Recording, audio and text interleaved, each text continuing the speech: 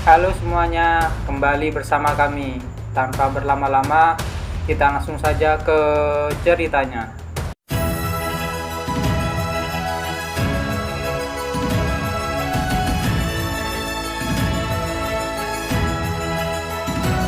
Di episode kemarin, kita sudah tahu kalau rival dari Mujeong menyamperin Beowulf. Kalian penasaran dengan kelanjutan ceritanya? Jadi, tanpa berlama-lama, kita langsung saja ke ceritanya. Kita diawali dengan Tang Socu dan anak yang ditemukannya. Anak itu berkata, "Namaku Nam Sinwo." Nam Sinwo, nama yang bagus. Kamu berasal dari mana? Havel. Havel? Bukankah itu provinsi Anhu? Bagaimana kamu bisa sampai kemari? Jaraknya saja ribuan kilometer dari sini. Aku tidak tahu. Apa kau sedang dikejar-kejar oleh seseorang? Tiba-tiba ada orang yang menyerang Nam Sinwo dari belakang. Nam Sinwo pun sampai mengeluarkan darah yang banyak. Setelah orang tersebut menyerang Nam Sinwo, dia berkata, "Apa misinya menangkapnya hidup-hidup?" Ternyata orang yang menyerang Nam Sinwo adalah anggota dari Aula Bintang 7 yang bernama Josam. Josam berkata, "Meski aku membawa mayatnya, aku masih dapat bayaran setengah." Tiba-tiba anak itu bergerak dan mulai berdiri. Josam berkata, "Aku tidak tahu apa yang terjadi, tapi untunglah dia masih hidup. Dengan begini, aku bisa dapat bayaran penuh." Nam Sinwo tidak hanya diam, dia mulai menyerang Josam dan langsung membantingnya. Josam bergumam, "Aku kira dia hanya bocah yang belum belajar bela diri. Tapi apa-apaan kekuatan itu. Selain itu, luka sebesar itu langsung sembuh. Ini memang bukan misi sembarangan. Sekarang aku mengerti kenapa bayarannya sangat tinggi. Lebih baik seperti ini, jadi dia tidak mati semudah itu. Maka aku tidak perlu khawatir." Josam berkata, "Mari kita lihat, apa kamu bisa selamat setelah aku potong tangan dan kakimu." Dengan tiba-tiba, Tang Socu menahan gerakan Josam. Tang Socu berkata, cepat lari Nam Sinwo, cepat lari dari sini. Lepaskan aku. Apa yang kamu tunggu? Cepat kabur. Bocah kurang ajar." Josam langsung menyerang Tang Socu. Dia berkata, dia berhasil kabur. Sungguh sangat merepotkan. Josam pun meninggalkan Tang Socu yang sedang tidak sadarkan diri. Kita beralih ke sebuah tempat. Di sana ada Hong Yoshing dan Beowulf. Hong Yoshing berkata, "Aula Bintang 7 saat ini sedang mencari seorang anak." "Seorang anak?" "Benar. Mereka sedang mencari seorang anak laki-laki berusia 16 tahun. Kenapa? Aku juga masih belum tahu. Aku sudah menggerakkan semua intel Sekte Hao, tapi informasinya sangat sulit didapatkan." Tiba-tiba di luar ada yang berkata, "Lepaskan aku!" "Ada apa?" "Ada seseorang yang bernama Tang Socu yang ingin bertemu dengan Tuan Beowulf." Beowulf pun pergi keluar menemui Tang Socu. Tang Socu berkata, "Kakak, ada apa?" "Kakak, tolong aku." "Bicaralah. Kamu akan membantu jika itu sesuatu yang bisa kulakukan." "Ada seorang anak yang bersembunyi di bengkelku. Aku merawatnya, tapi tiba-tiba datang seorang asasin yang mencoba menculiknya. Tapi anehnya, dia terluka cukup dalam karena tebasan asasin itu. Aku kira dia akan mati, karena tebasan pedang yang cukup dalam. Tapi tiba-tiba dia bangkit dan semua lukanya sembuh.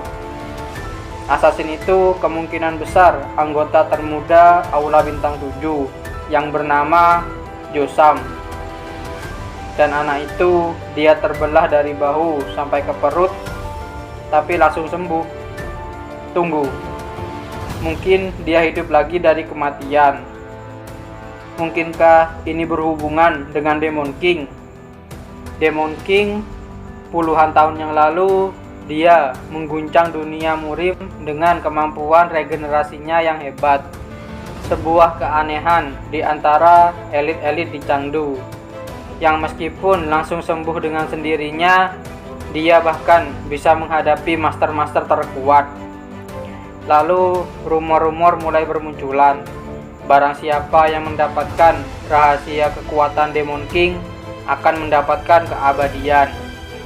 Kunci untuk menangkap rahasia misterius Demon King muncul lagi di murim. Kita beralih ke sebuah tempat. Di sana ada sebuah kebakaran. Di sana ada Yo Seolyong dari anggota Aula Bintang 7. Yo Seolyong bergumam, "Aku yakin anak itu berlari ke arah sini. Kami tidak bisa tinggal terlalu lama di kota ini, karena ini bukan wilayah kami. Kalau saja kami mendapatkan bantuan dari Sekte Hao, kami mungkin sudah menangkap anak itu sekarang." Tiba-tiba ada yang memanggil Yo Seolyong. "Apa yang kamu lakukan di sini?" Dia adalah anggota Aula Bintang 7 yang bernama Ja Wong Pyong. Yo Seolyong menjawab, "Tentu saja mencari tikus yang suka kabur itu. Bocah itu mungkin sudah pergi dari kota ini. Jadi aku cuma menghabiskan waktu saja di sini." "Tapi kenapa kamu membakar tempat ini? Apa yang akan kamu lakukan jika klan-klan dari kota ini datang?" "Mereka tidak akan datang. Mereka mengurangi kegiatan di luar karena takut pada Peowol. Mereka pasti dikalahkan dengan sangat buruk.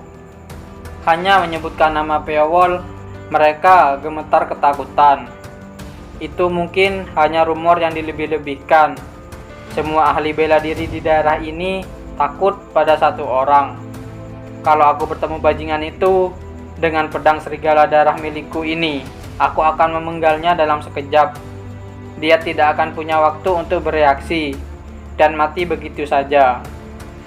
Aku berjanji, setelah aku memenggalnya, kamu orang pertama yang akan aku tunjukkan." "Benarkah? Baiklah kalau begitu."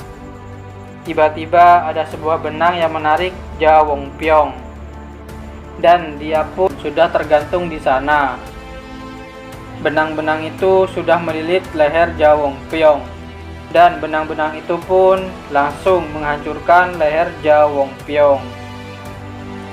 Kita beralih ke sebuah tempat. Di sana ada Li Suha dan kakeknya. Li Suha berkata, "Kenapa jadi seperti ini? Apa yang sebenarnya terjadi, kakek?" "Kamu pikir aku tahu? Ada hal yang aneh sedang terjadi di tempat ini." Yo Shin Pong bergumam, "Aku dengar ada semacam ledakan yang terjadi di kota. Ini terlalu aneh untuk disebut kebetulan." "Bukankah itu Gam-il, anggota Aula Bintang 7? Li Suha berkata, "Apa yang dilakukan orang seperti dia di tempat ini? Entahlah, kakek juga penasaran. Apapun itu, pasti itu sangat penting untuknya. Kalau tidak, dia tidak mungkin dipenuhi aura membunuh seperti itu." "Kamu bisa merasakan aura membunuh?" "Tentu saja, itu sangat jelas. Bagaimana mungkin aku mengabaikannya?" "Ayo kita ikuti dia, kek." Li Suha dan kakeknya pun mengikuti Gam-il. Tapi dia kehilangan jejak Gam-il. Yo Shin Pyong berkata, "Kemana dia pergi? Apa dia sadar kalau kita ikuti?" "Dia menghilang begitu saja," ucap Li Suha. Yo Shin Pong melihat sebuah darah di sana. Setelah dia ikuti darah tersebut, dia menemukan Gamil yang sudah mati di sana dan dipenuhi dengan darah. Kalian penasaran siapa yang membunuh Gamil? Jadi, jangan lewatkan di episode yang selanjutnya. Terima kasih sudah menonton video kami sampai selesai. Jangan lupa subscribe, like, dan komen, dan share video kami ke teman-teman Anda. Dan dadah!